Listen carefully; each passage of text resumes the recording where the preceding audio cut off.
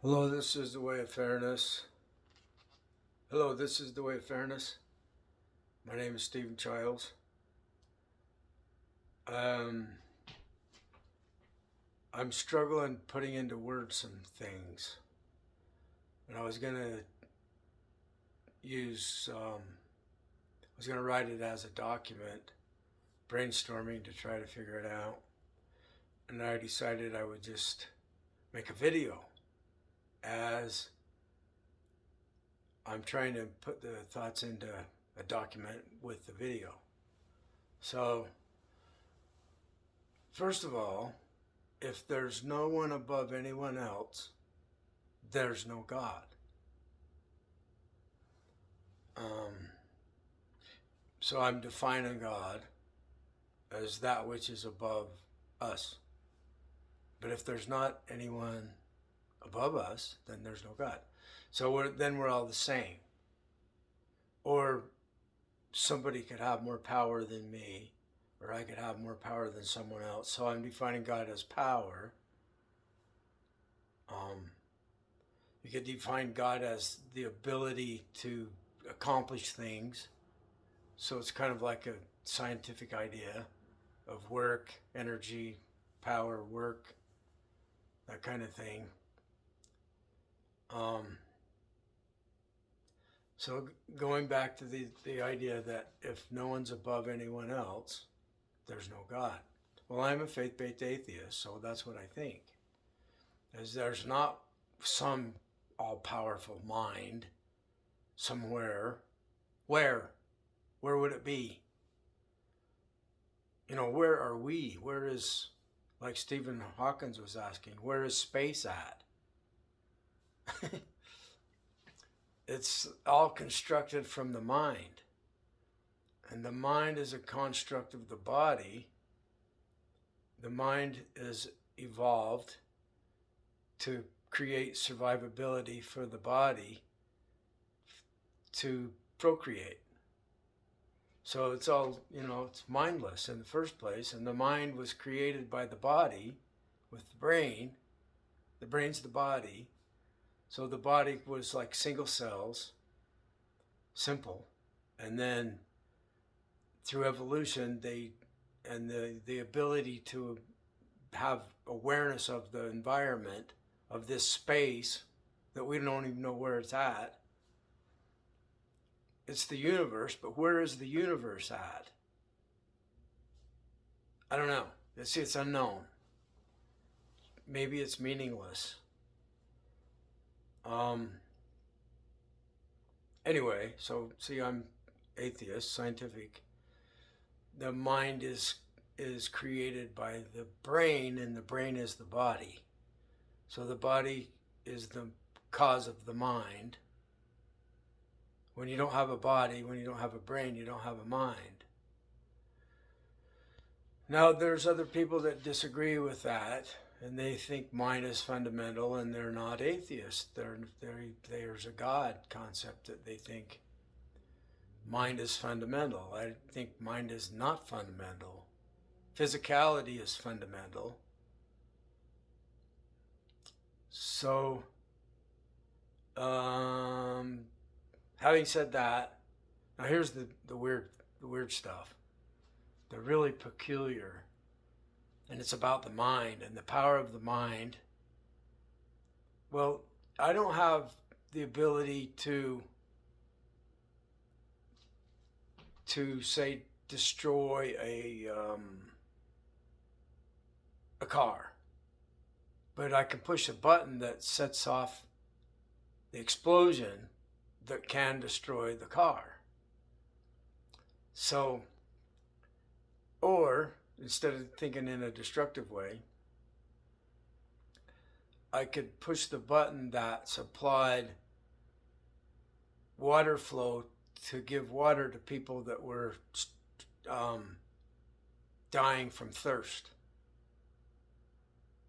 by pushing the button. And so there's other minds involved. That's my point here. There's other minds. I don't know who the other minds are that created the mechanisms to blow up the car or to provide the water. they're not known. It's unknown who they are. So I have all these experiences. I have a bunch of dreams that I cannot explain. They're incredibly interesting. And I've learned that they're giving me, who are they? Well, I think they must be extremely advanced extraterrestrials. They told me they are, in dreams. And then when the first day I realized that I think there's extraterrestrials working with me within my mind. And they're probably here. And I had these dreams about drum cymbals. I was just learning about Carl Jung's theories on his methods on dream interpretation.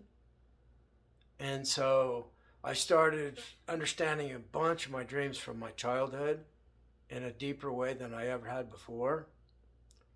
So I was catching on to my progression as a person, like Maslow's hierarchy of needs is similar.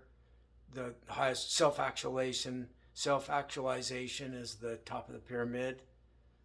And so we have the mythology from Joseph Campbell, all of these stories about us and our development.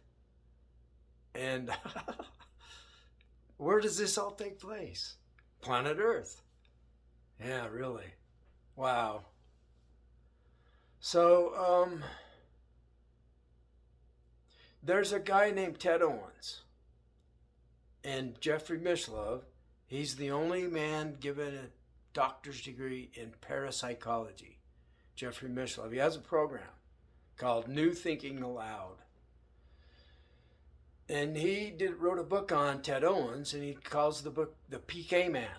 PK means psychokinesis, like spoon bending, or creating tornadoes, or blowing up cars, or providing water. So my feeling is our human mind does not have the ability to do such things. There's no magic that happens from the human mind. There is technology from some unknown minds, the advanced extraterrestrials, that the human mind can think that it's causing the weather. It's a delusion that we suffer from. Like, I caused the clouds to go backwards. And it's not our mind making the clouds go backwards, it's our perception changes. When you stare at clouds long enough, you get the sensation that you can move them backwards. And so, people on planet Earth for all these years with nothing to do, when they get their belly full and they're not thirsty, when they get their needs met, they start wondering about, can I move these clouds? What's going on here? It looks like I'm making the clouds go backwards. So another story that happened is a friend of mine had the neighbor boy come over, and he says, watch this guy. And he says, okay, say the magic words. And the young boy says the magic words that Lowell had told him to say. And Lowell's got a remote car starter. It was before it was the first ones that ever came out years ago. And so Lowell would push the button on the device in his pocket, and the car would start, and the boy thought he was starting the car by saying the magic words. No, it was some other technology. Okay, so humans have, through prayer, through shamanic practices, through magic practices, sorcerers. They go to source, the source of all, and they perform something, and it changes the world.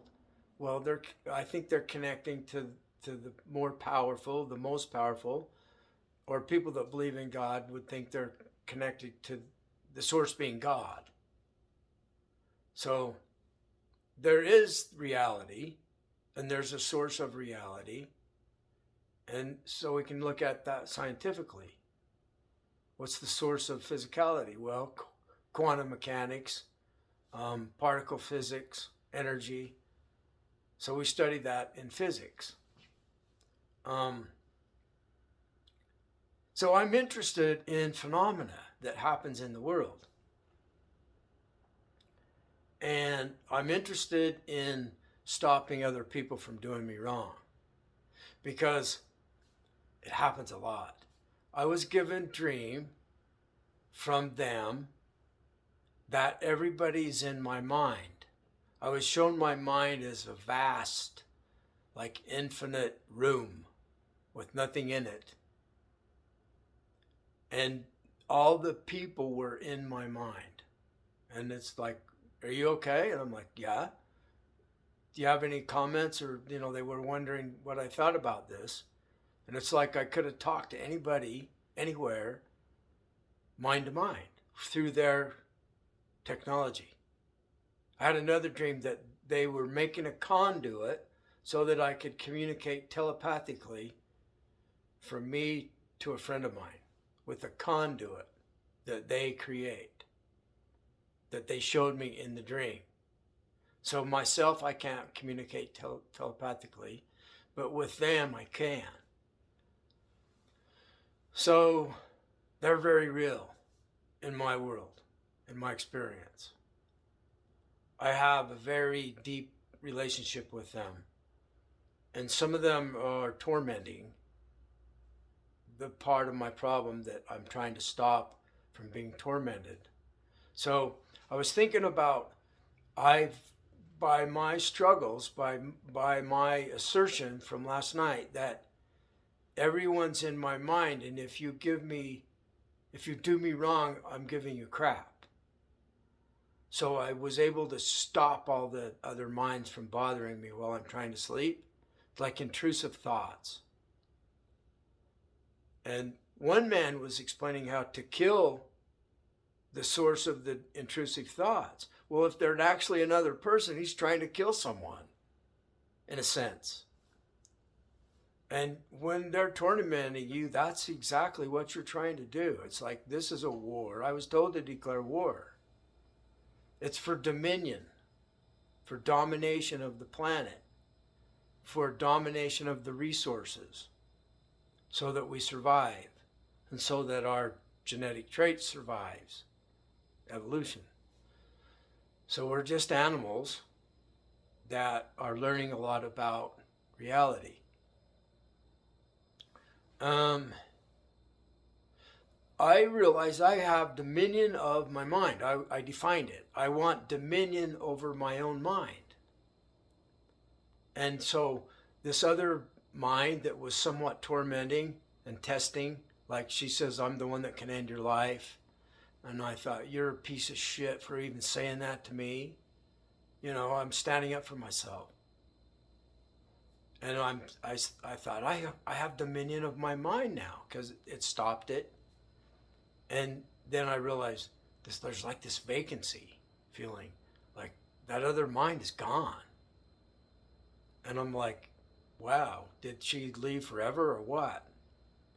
And then I ask, is anyone still here? And my friend is still here that I communicate telepathically with, and it might be the same one. See, we don't know. But she said that I wanted to give you dominion over your own mind. And so I got that experience. And so do I actually have dominion over my own mind? My own question. Well, I don't have dominion over the physical universe, so eventually I die and I don't have a mind. So then I don't have dominion over what doesn't exist. I have to have the mind illusion or reality to have the concept of dominion over it, over my own mind. So, with that being said, there was we have a God fight going on, and so I was with some people that we use concepts of God, and if you're familiar with my channel at all, you know that I'm a proponent of using something similar to the third step of Alcoholics Anonymous, where because we can't succeed ourselves and our lives are in danger from alcoholism, we completely give ourselves to a higher power concept, to a God of our own concept, the all-powerful, whatever. Self-abandonment, totally. So, for help, we're asking for help. So it's like making a deal. And relieve me of my own limitation, bondage of self. I'm stuck being me. That's all I got. So it's bondage to being what I am. So that's what it says. It says, relieve me of bondage of self. And take away my difficulties. Well, my difficulties is that other people are doing me wrong. They're teasing me. They're looking down on me. They're cheating me. They're whatever. They're not being fair. They're doing me wrong. So relieve me of the difficulty of that. And grant us victory. It asks for our personal victory. Our victory over our difficulties is witness to your power, our concept of God, or the all-powerful. We're examples that this works. We're a witness to the power of this thing, to the power of this deal. It does relieve us of our difficulties. We don't have to get angry. It does stop others from doing us wrong. It really does. It's them. I think they're extraterrestrials. Other people think they're the cause of reality, which is God, the all-powerful mind. But if no one's above anyone else, there's no God. So we all count the same. That's what I think. I think we all count the same. And these advanced extraterrestrials, they think that we count the same as them, even though they're so much more ability, intelligence, and technology. But wisdom, the highest wisdom, in my opinion, is to stop doing others wrong. Because if they did lesser powerful people wrong, the lesser powerful people would find a way to hurt them. Would find a way. So wisdom is to stop doing others wrong and to find a way to stop them from doing us wrong. And so the way is to connect with this greater power that does it for us, that gives us the victory over those around us that are doing us wrong. The big book of Alcoholics Anonymous says that the world had done us wrong. And we knew that. And it might have killed us. And we knew that. We were angry. We were sore, burned up, extremely angry that the world had done us so much wrong. Like a child being done wrong, and we got really angry when we were done wrong. And it continues. The world's still doing us wrong. No one is stopping the wars. No one is stopping the corruption. No one is stopping the poverty. They're doing us wrong because we can stop it. If they would get out of our way, we would stop the wars, the poverty, the corruption, and we would require fairness. It's against the law of fairness to do wrong to anyone. And so is what we do is we have a fairness jury separate from the government. The government manages it. They work for us. And it's got nothing to do with the written laws. Nothing. So I have a complaint against Mr. B. I'm Mr. A, and Mr. B's done me wrong in some way. So I do the paperwork, and I get on the computer, and there's the jury, and Mr. B has to appear. And 12 other humans hear my story, and then they hear Mr. B's story. And we can use the 1 minute method with all the I don't know, maybe we only have 5 total people because it would be too complex. So this is something that we need to work on and make it so it works well. So let's say there's 5 total people, me and Mr. B and 3 others. And so everybody gets a chance to talk for 1 minute, and we come up with an agreeable solution between the 5 of us. Maybe I've done something wrong to Mr. B and he brings that forward in 1 minute segments. And we do this until there's a complete agreement. And it never involves an attorney or any law book or any written words. I want to see that happen. Because there's things that are unfair to us, there's no laws for.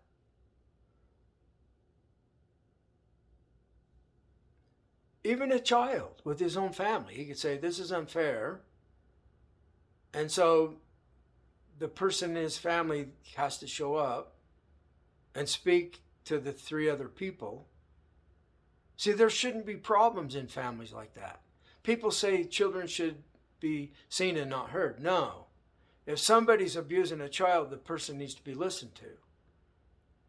And then, you know what's happened in our real life is there's been an extreme where they believe anything the child says. They had the satanic panic happen. People went to prison and didn't do anything to any children. Our system of law and order, that's what it did. It messed things up even worse. So I think my idea would work better. Now, if there's no agreement, then we can go to another group. That group could come to some conclusion and then bringing that forward to another group of 5 or something. I don't know. We'll have to figure that out. But I've had other thoughts, but I'm not going to explain it anymore now. I've got the general idea across of like either a 12-member jury or 5-member, and we can use the 1 minute method if we want, if we need to, if it becomes combative or if somebody's hogging all the time, so that we can make the thing work in a way that puts the government to shame. Have a great day.